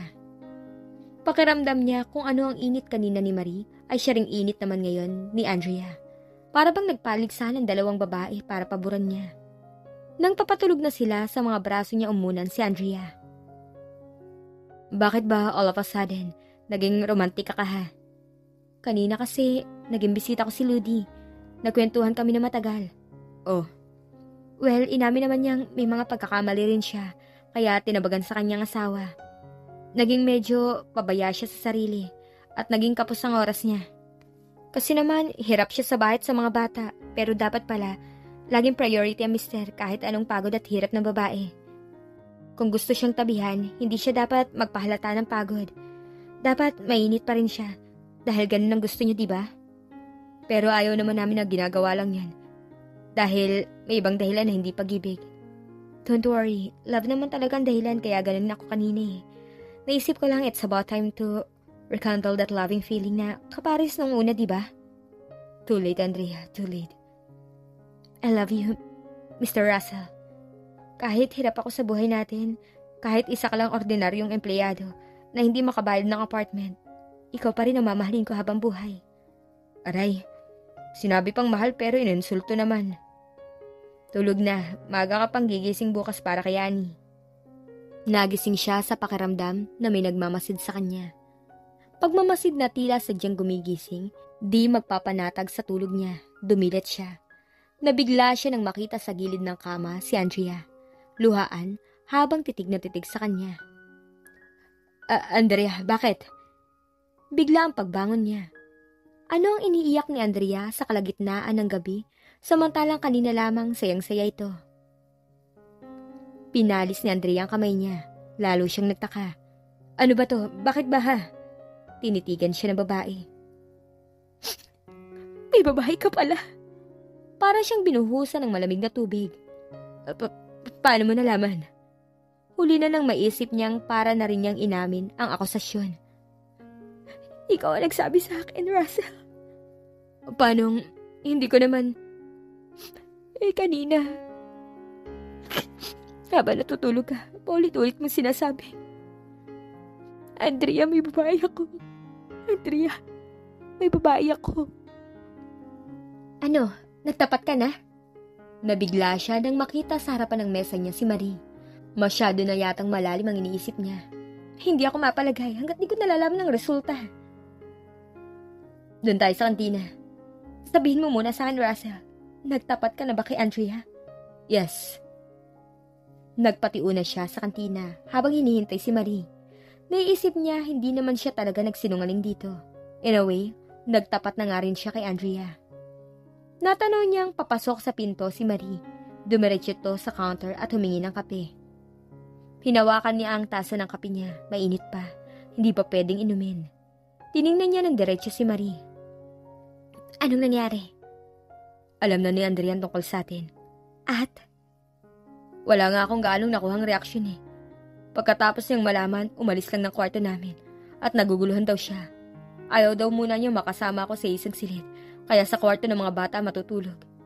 Kaninang umaga, wala rin siyang binanggit. Basta ginawa ang mga tungkulin niya nang walang kakibo-kibo, otomatiko. To tell you the truth, worried ako, Marie. Puzzled ako sa reaksyon ni Andrea. Baka na-shock. At ang mga nasya-shock talagang parang lutang pa. Hindi alam ang gagawin. Parang ayoko nga pumasok kanina eh. Gusto ko lang bantayan ang mga kilos niya. Gusto kong magkalinawan kami. Kaso ayaw naman niya akong kausapin. Palagay ko, ginagamit sa'yo ng asawa ay cold treatment. Merong ganong strategy ang mga misis. Baka naman kumagat ka. Paano ko nga maisipan niya ay Mag-ano? Tapusin ang buhay niya. Oh, come on. Hindi naman siguro niya gagawin yung ganon. Ikaw ang nakakaalam kung may tendency ang misis mo. Saan ka pupunta? Uwi, baka nga...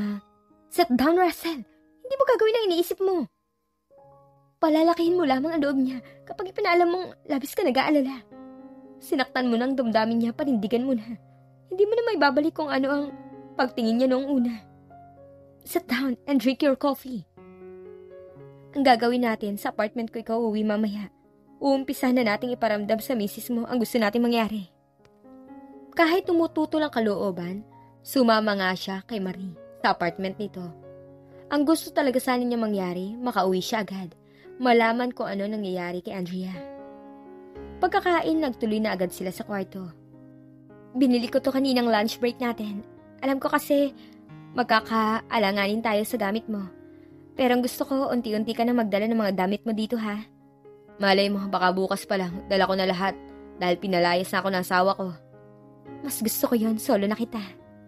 Gising na si Andrea nang dumating siya. Nang pagbuksan siya ng pinto ng babae, napansin niyang bahagyang mugto ang mga mata nito. Walang halik, ni walang tanong kung saan inumaga. Hindi na nito iniabot ang tsinelas niya. Nagtuloy siya ng silid. Nakahanda sa kama ang mga isusuot at gagamitin niya sa opisina. Nagtataka na talaga siya. Hindi siya sinusumbatan ni Andrea. Hindi nilalayasan, pero patuloy namang ginagawa ang tungkulin sa kanya. Ano ba ang gustong palabasin ng babae? Ginagamitan nga siya nito ng cold treatment para mag-guilty. Kung ganun ang ginagawa ni Andrea, mabibigo ito ngayon, alam na niya. Hindi na lamang siya papaapekto. Kinuha niya mga gagamitin sa kama at nagalis ng polo para lumabas ng silid, para tunguhin ang banyo. Nanlamig si Russell. Wala sa loob na nasalat niya ang pagharap ng pantalon. Baka totohanin ni Andrea ang banta noon, napuputulan siya nito. Patagilid nang dumaan siya sa tabi ng babae. Sapol pa rin ng kamay ang harapan ng pantalon. Tawa ng tawa si Marie nang magkwento siya. Hindi ka puputulan nun. Hindi tayo nakasisiguro. Ibang-ibang ginagawa ng babaeng niloko ng asawa.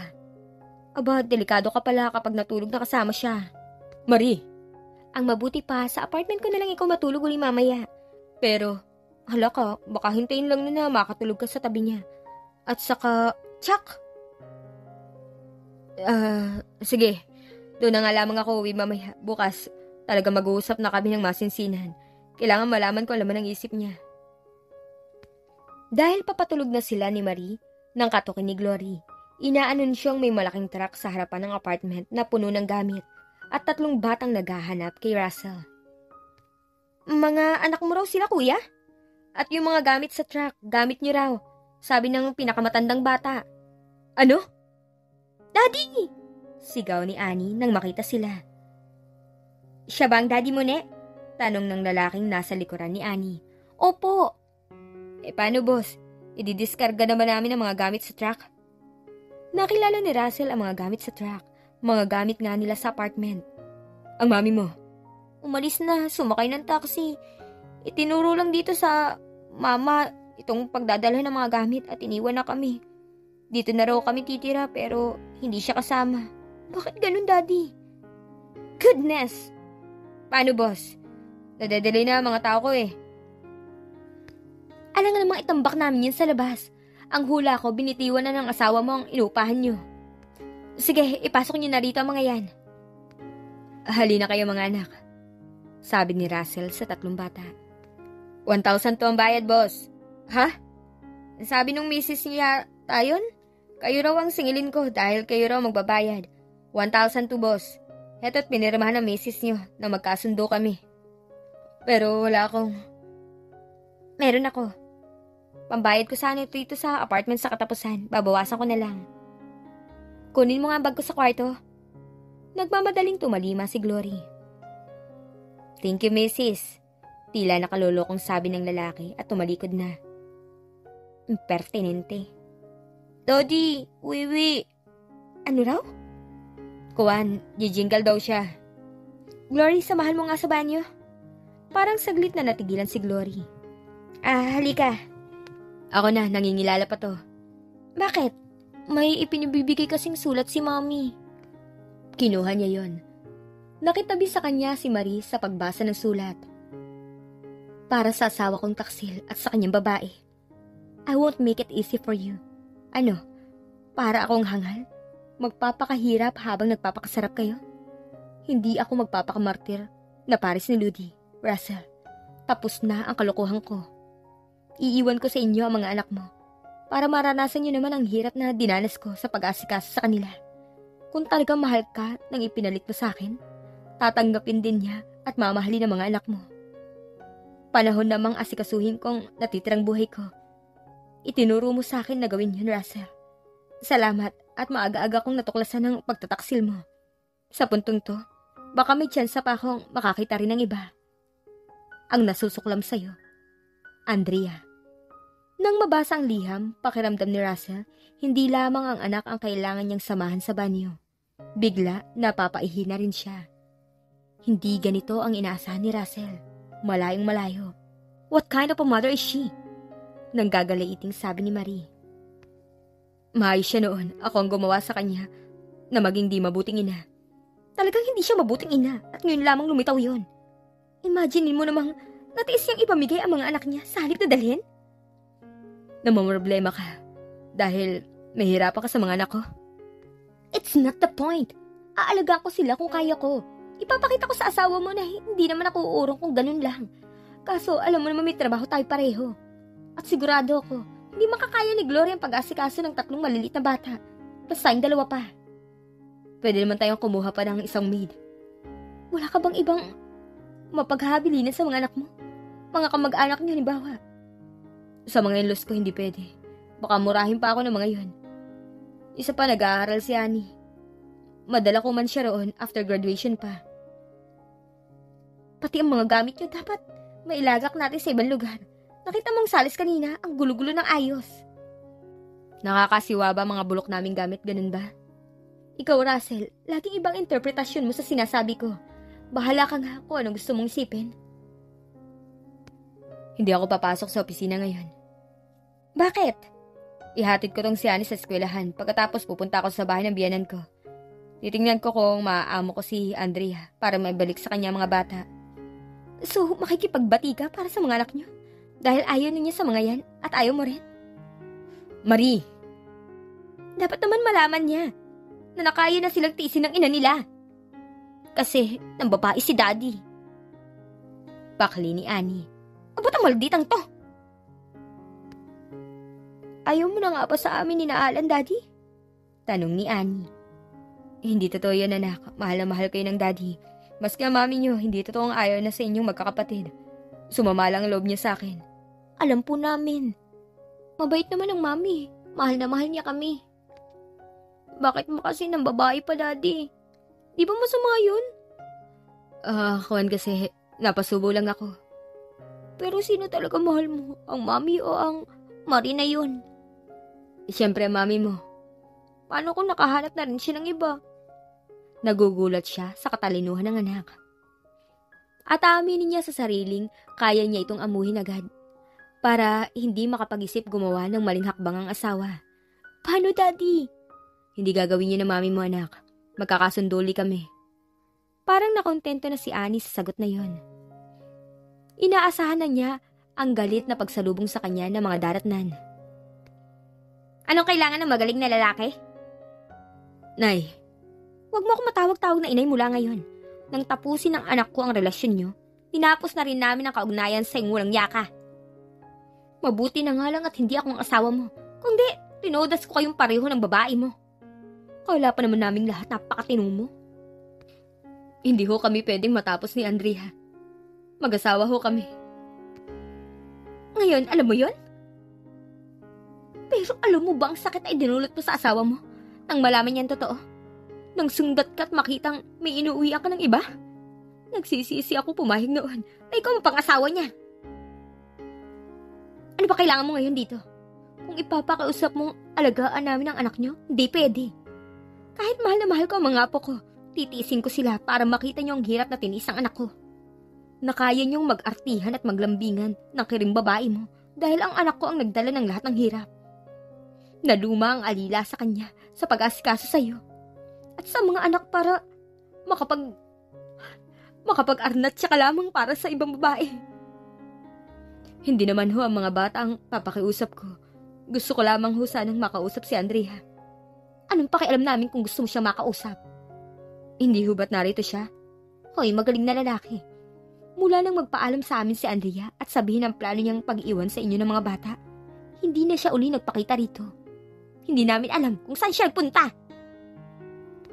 Hindi na nagpanatag sa kanya ang kaalamang yun. Naglalakad siya patungo sa sakayan ay para siyang robot na otomatikong lamang ang kilos. Parang lutang ang isip niya. Saan nagpunta si Andrea? Nagsasabi ba ng totoo ang biyanan niya? Kapag napatunayan niyang hindi sa mga magulang umuwi si Andrea, wala na siyang ibang maiisip, kundi pinagtaguan na talaga siya ng asawa. At masakit yun sa utak niya, malayong malayo sa expectation niya. Dinaanan niya si Annie sa eskwelahan. Saglit pa siyang naghintay rito. Pag-uwi naman sa bahay, ay maglilinis, magluluto, maglalaba at mamamlansya. Parang nanliliit siya sa sarili nang maisip na noon, hindi niya yung binigyan ng konsiderasyon. Ang naisip lamang niya ay ang sarili. Hindi na makatugon sa init niya si Andrea, kaya humanap siya ng iba na magdudulot ng init. Nahanap niya. Paano naman magkakapanahon pa si Andrea na ikondisyon sa sarili kung patana sa hirap pagdating ng gabi?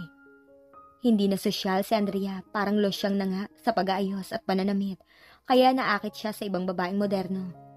Pero paano naman makaka-afford pang manggagarantiya si Andrea, gayong hindi nga niya ito maibili ng bagong damit o makeup? Hindi bali sana kung nagtatrabaho rin ito. Pero nagbitiw nga si Andrea sa trabaho para maideboto ng buong buo sa kanila ng mga bata ang panahon nito. At anong ginanti niya? Binigo niya ang idea nito. Hindi niya masisisi ang sawa kung ganito man ang naisip gawin. Dahil ang pinakamagandang panahon sa buhay nito, ginugol sa pananalig sa kanya. Anong klaseng monster siya para sirain ang ganitong buhay nila? Naglalaro sa sala sina Alan at Ed nang dumating sila ni Annie.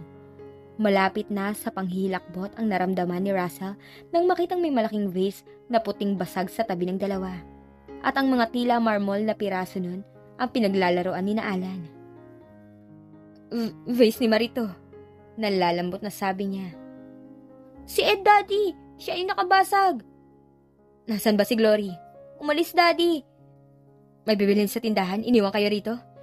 Ewan ko lang kung may bibilhin kasi may dala siyang 2 maleta eh. Natigilan siya. Titig na titig kay Alan na parang gustong ipabawi rito ang sinabi. Tinakbo niya ang silid ni Glory. May sulat sa ibabaw ng unan. Dear Ate Marie, pasensya ka na pero hindi ako tatagal ng ganito. Kagabi hindi ako pinatulog ng maliit na bata. Iyak ng iyak at hinahanap ang mami raw niya. Hindi ko kaya mag-asikaso ng marami, lalo na kung mga bata. Alam mo naman yun, ate. Kaya nga nang palihim mo akong kausaping umalis sa dating pinaglilingkuran ko, pumayag ako. Sorry, ate. Glory. Lambot na lambot si Russell. Alam niya magiging malaking problema niya kay Marie ang pagkawala ng katulong nito. What? Makakakuha rin naman siguro tayo agad ng kapalit niya. Sa panahong to, gintong-ginto ang mga katulong. I don't think so. My God, how can I be able to cope up with this? Parang maiiyak na inilahad pa ng babae ang mga kamay sa kalat sa salas. Magtulungan tayo. But first, kailangan mo muna siguro mag-file ng at least 1 week leave sa opisina. Ano? Mas mahirap kung ako mawawala ng trabaho. Dito ka muna at mag-asikaso ng bahay. Habang naghahanap naman ako ng makakapalit ni Glory. Russell, you don't expect me to. Wala na akong ibang pwedeng asahan kundi ikaw, Marie. Pinilit mo ako magtapat kay Andrea. Ginawa ko. Ito naging resulta. Magdusa tayo. O ayaw mo na sa akin dahil mahihirapan ka? Lumipad na ba agad sa bintanang sinasabi mong pag-ibig sa akin dahil ganito lang sitwasyon? It's not that. Kaya lang hindi ako sanay na. Then magsanay ka na. Ito ang bayad sa ginawa natin. Kung ang katulong nga gumibap sa kanila. Di manulot ka uli ng iba. Sanay ka namang manulot, di ba? As a matter of fact. Pati nga ako, parang sinulot mo lang sa... Lumagapak ang kamay ni Marie sa mukha niya at nabigla siya nang gantihan din ang pagsampal nito. Ngayon lamang siya nakapanakit ng isang babae sa tanang buhay niya at napapahiya siya sa sarili. Liban nga lamang sa problema nila ngayon. Dahil iba naman niya ito. Pero talagang parang hindi niya magagawang kantiin man lang noon si Andrea dahil galit siya. Meron siyang pagpipigil, paggalang, pag-alala. Pero kay Marie kanina, parang kay daling makawala ng pasensya ng babae. At nagtaka siyang naging napakadali sa kanyang saktan nito. Dapat ay unawain niyang nabibigla ito sa nagiging takbo ng mga pangyayari. Kahit naman siya, tinatanggap niya ang kabayaran sa kasalanan nila. Pero bilang pagtatanggol naman kay Marie, naisip niyang madali sa kanyang gawin yon. Kasi mga anak niya sina Annie, hindi anak nito. Idagdag pang nawalan ito ng inaasahang katulong. Binilisan niya ang pagpapakain sa mga bata. Aamuhin niya si Marie. Daddy, tulungan mo ako sa assignment ko ha. Bukas na iha, kapag inihatid kita sa eskwela, maga tayong lalakad para may singit nating gawin bago ka pumasok. Pasensya na kayo mga anak, dahil sa kalokohan ng daddy niyo, nawalan kayo ng matapat na tagapangalaga. Paano nga nito natiis na likuran ng mga anak nila? Bumalik siya sa kusina at ginayak uli ang mesa. Noon wala siyang muwang sa mga ganitong bagay. Sa piling ba ni Marie, baliktad ang mangyayari? Ito ang magiging reyna at siya ang aliping magsisilbi rito? Hindi, sabi niya sa sarili. Hindi ba't sinabi noon sa kanya ng babae na kahit mawala si Andrea sa buhay niya, pupunan nito ang pagmamahal na ibinibigay noon at sobra pa. Pero nangako noon si Marie nang hindi inaasahang kasama ang mga anak niya sa usapan. Sorry, nabigla ako. I hate you. Tama na yan, ikaw naman kasi. Ako? Ako pa ngayon ang sinisisi mo? Kasalanan ko nga pero naprovoke mo kasi akong saktan ka. Ang akala ko ang bait-bait mo. Nananakit ka pala. Hindi naman talaga kaya lang. Ako lang ang kaya mong saktan. Hindi ko alam na may ganun sa pagkatao ko. Yung makapanakit. Pero hindi naman natin bibigyan ng tsansa ang isa't isa na makilalang ganap ang mga sarili bago nagpadalos-dalos sa ganito. Kaya nga. Parang may pagsisisi sa tono ni Marie. Look, hindi mo ba nakikita ganito ang gusto ni Andrea na mangyari sa atin? Ang mag-collapse ang pagsasama natin dahil lamang sa problema sa mga bata. Gusto mo bang magtawa siya? Kapag nangyari ang inaasahan niya? Natigilan si Marie. Gusto mo bang patunayang kaya lang natin magmahalan kapag walang hirap? Hindi. Then by all means, ipakita natin sa kanyang kaya natin to. Anong nangyari sa pagpunta mo sa kanila? Wala siya ron. Hindi sa mga magulang niya umuwi. Napamaang si Marie. Siguro nagtatago. Siguro naghanap ng iba. I don't know. I don't care. At ang mga biyanan mo, ayaw tanggapin ng mga bata? Expected na yun, di ba? Ano, kaya ba natin? O pabayaan na lamang natin pagtawanan nila tayo? Kaya natin siguro. Nagtanong-tanong siya sa mga kakilala kung saan makakakuha ng maid. Puro naman nangangailangan din ng katulong ang mga nakausap niya. Nagtungo siya sa ahensya. Nababahala na siya. Malapit nang matapos ang 1 linggong leave na hiningi ni Marie sa opisina. At alam niya, hindi naman maganda ang panahong ipinagsasama nito at ng mga bata. Konsumido ang babae, takot naman ang mga anak niya. Isang hapon ay inabutan niyang kausap ni Marie sa salas ang lalaking sumundo rito noon sa opisina na de kotse. Ganito lang pala na buhay na hinahabol mo sa lalaking yun. Narinig niyang sabi ng lalaki. Hindi pa siya napapansin ng dalawa sa pintuan. Hindi ko naman alam na ganito, Brian. Parang umakyat ang dugo sa ulo niya. Sumugod siya sa salas. Bakit nandito ang lokong yan? Huwag niya sabihing nililigawan ka pa rin niya hanggang dito. Russell! Kapatid ko si Brian. Natigilan siya. Kapatid mo siya, pero sinadya ko lang pagselosin ka noon para sundin mo ang gusto ko. I'm sorry, hindi ko alam. Hindi kita papatulan, Brad. Siraulo lamang nitong kapatid ko nang patulan ka eh. Alis na ako. Nasa may pintuan pa lamang siya, narinig na niya ang pag-iyak ni Annie. Ang mahinang pagsasalita nito. Hindi naman po sinasadya ng kapatid ko. Anong hindi sinasadya? Anong hindi sinasadya? Sumasagot ka pa ha? Boses yun ni Marie. Kinabahan si Russell. Huling-huli niyang pinipingot ni Marie si Annie na nakangiwi sa sakit. Marie! Daddy! Takbong payakap sa kanya ang luhaang si Annie. Anong kasalanan ng anak ko? Hindi naman napapalo yan ah. Mabait yan. Mabait? Mabait kaya may sungay? Aba, pinapagalitan ko tong mga kapatid niya dahil nabasag yung salamin ng mesa. Gustong umalma. Hindi naman niya pinapagalitan ng daddy. Pinapalo niya ng walis tambo sa likod ng hita si Alan. Sumilakbo ang galit sa katauhan ni Russell. Ano? At anong gusto mong gawin ko? Kandungin pa at pupugin ng halikang utong lupang to, ganon? Biglang humawak ng mataas na vase si Marie. Sige, subukan mong saktan uli ako. Magkakamatayan tayo. Mabalasik ang anyo ng babae. Napayoko siya umiling-iling. This won't work. Talaga, and I've had it. Ayoko na, Russell, hindi ko na kaya. Hindi mo talaga makakaya, Marie. Being a housewife does not suit you. Tama lang sa'yo na maging isang kept woman. Magarbo, pangkama, sosyal. Lumayas ka. Lumayas kayo rito yung mga anak mo. Naging miserable na lamang ang itsura nitong tirahan ko dahil sa mga burok na gamit nyo. Binuhat niya si Ed, inakay si Alan at binalingan si Annie. Tara na kayo mga anak. At paano mga basura nyo? Sunugin mo kung gusto mo. Karga si Ed ay napansin ni Russell ang bagong laroang robot na hawak nito.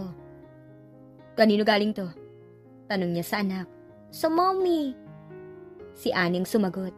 Nabigla siya, ibinaba niya ang bunso at hinarap si Annie. Sa mommy? Paano niya naibigay? Kanina sa school, sabi niyo sa akin, ibigay ko na lang sa mga kapatid ko. Pati nga si Alan meron eh. Naiwan lang niya kina Tita Marie. Huwag mo nang tatawagin tita yon. Pati nga ako, binigyan ni mami ng bagong damit, daddy. Yun daw ang isusuot ko sa graduation namin. Umiiyak siya nang niyakap ako, daddy. Hindi sinabi ko nasan siya, kung saan siya nakatira. Hindi, daddy. Hindi sinabi kung kailan ka pupuntahan ulit sa school. Hindi rin, basta raw paminsan-minsan dadalawin niya ako ron.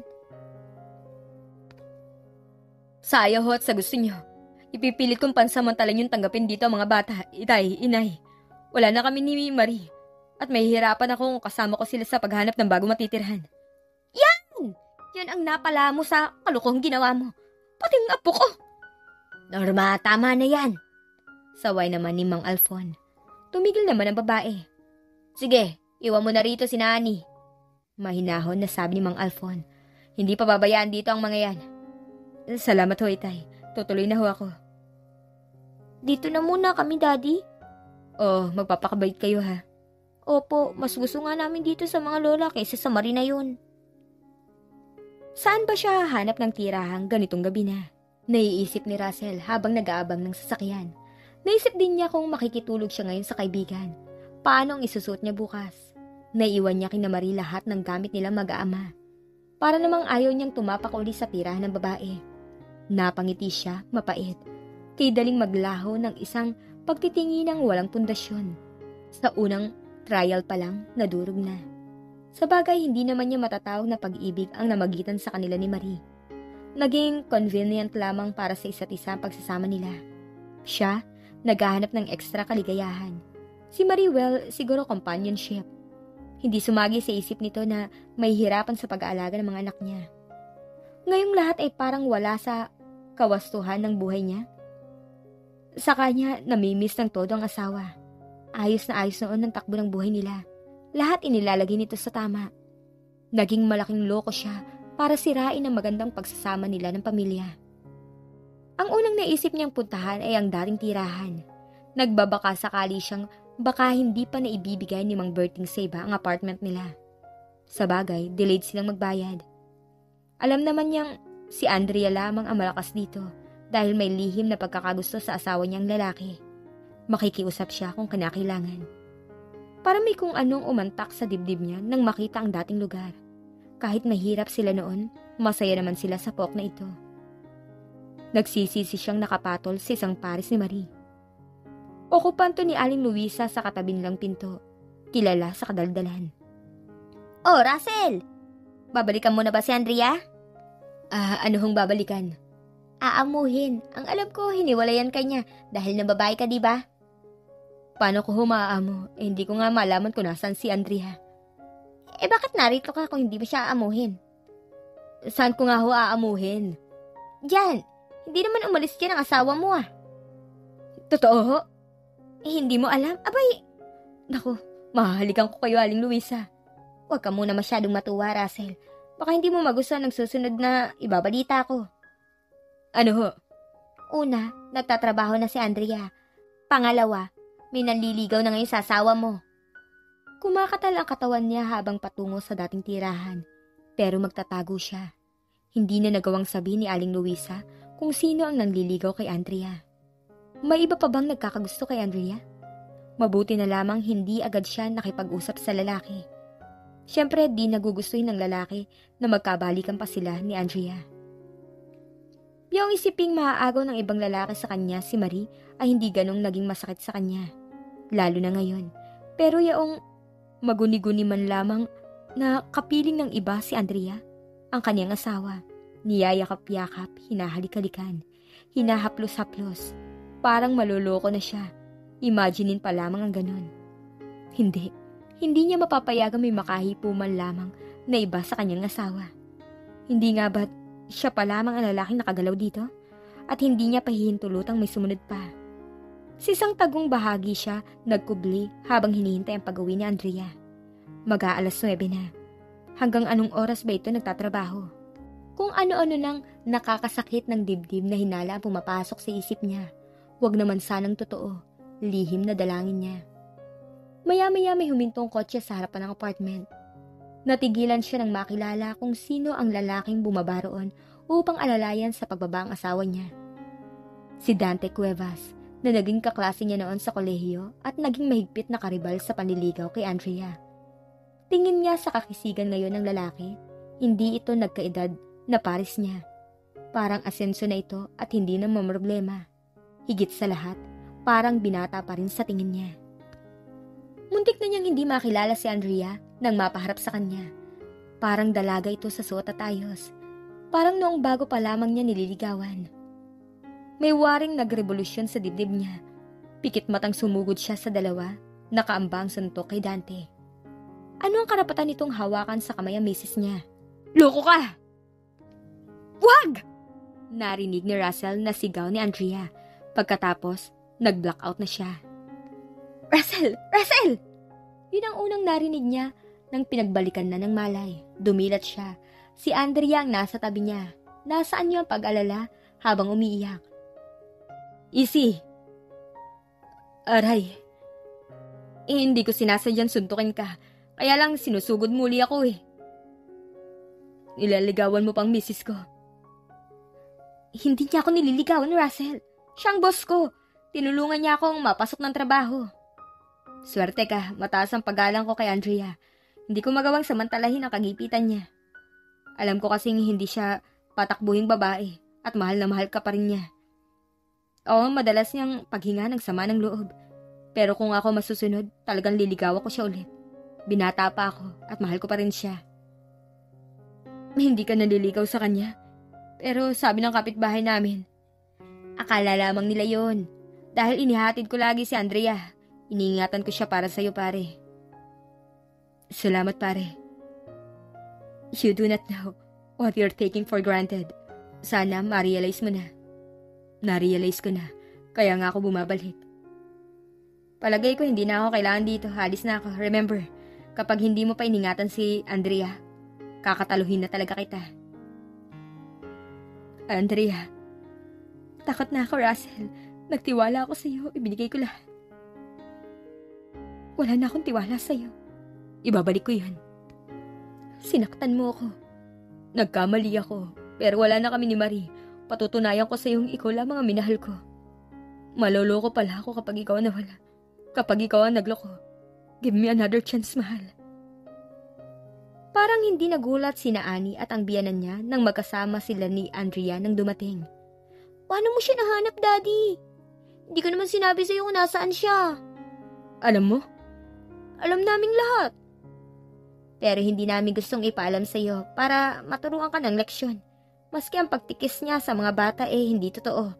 Lagi niya pinupuntahan sa eskwelahan ng panganay mo. Maski nga ang pagtikis namin sa mga bata hindi totoo. Nagkasundo kayong lahat para pahirapan ako? Dapat lang naman mabuti nga't hindi kita natiis at nakipagbati agad ako sa'yo. Pero mga bata, natis mong iwan. Sabi ni Mami noong ihatid kami sa'yo, kunwari lang yung Daddy. Pero mahal na mahal daw niya kami ni Alan. Iiwan lamang niya kami sandali para magkasama-sama ulit tayo. Ayun. At sinisisi mo ba ang anak ko? Magaling na lalaki? Mabuting at ganun ang naisipan niya. Kung sasama ng loob nagloko rin yan. Masuyong inakbayan niya si Andrea.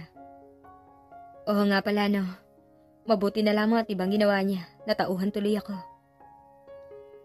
Hindi naman ako magluloko no. Kung papatol uli ako sa iba, for life na yon. Mas nakakatakot yun. Mahirapan na pala akong bawiin ka.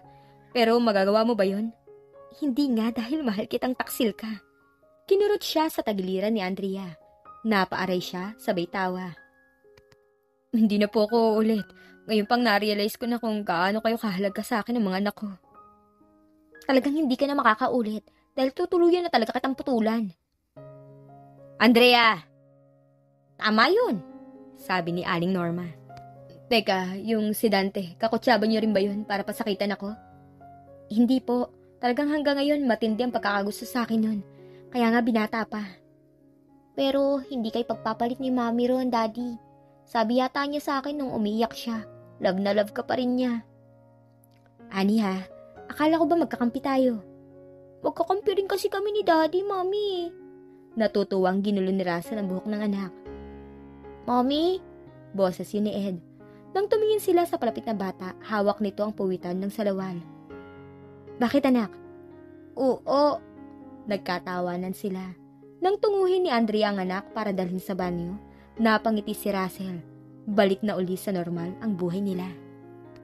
Ang kwento ni na Russell, Andrea at Marie ay nagsisilbing isang mahalagang aral tungkol sa halaga ng katapatan at tiwala sa isang relasyon.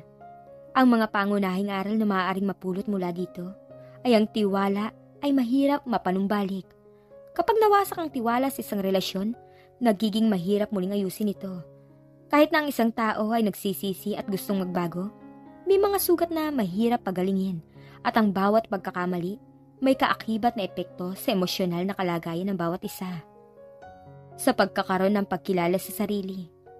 Sa kabila ng pagkakamali, mahalaga ring magmuni-muni si Russell sa mga dahilan kung bakit siya nahulog sa tukso. Mahalaga ang pag-unawa sa sariling motibo upang matutunan ang tamang hakbang na gagawin upang ayusin ang mga nasirang aspeto ng buhay. Walang mabilis na solusyon sa pagkakasala. Ang hindi agad-agad na reaksyon ni Andrea ay nagpapakita ng malalim na pag-iisip at hindi minamadali ang mga desisyon. Minsan ang tamang hakbang ang mag-isip muna at huwag magpadala sa unang emosyon. Ipinapakita nito na may mga sitwasyon sa buhay na hindi agad naaayos at ang proseso ng pagpapatawad ay may sariling oras. Ang pagmamahal ay dapat mayroong paggalang. Hindi sapat ang pagmamahal upang maging matatag ang isang relasyon. Kailangan din ng respeto at pagtangkilik sa isa't isa. Ang kawalan ng katapatan ay isang uri ng hindi paggalang na may malalim na epekto sa relasyon. Ang pag-aali ng pagkakataon at pagbabago. Bagamat may mga pagkakamali, may mga pagkakataon pa ring magbago at magsimula muli. Ang kwento ni Russell, nagpapaalala na ang tunay na pagmamahal ay nasa pagpapakita ng pagsisisi, pag-unawa at pagpapatawad, at hindi sa pag-uulit ng mga maling desisyon. Sa kabuuan, ang kwentong ito ay nagpapakita ng mga hamon at pagsubok na dulot ng pagkakasala, pati na rin ang halaga ng katapatan, tiwala at paggalang sa isang relasyon. Muli ay maraming salamat po sa lahat ng tumangkilik sa istoryang ito. Salamat po sa mga likes, comments, and new subscribers. Sana ay muli niyo pong subaybayan ang mga susunod na love story o inspirational story na ibabahagi namin sa inyo. Thank you and God bless you all.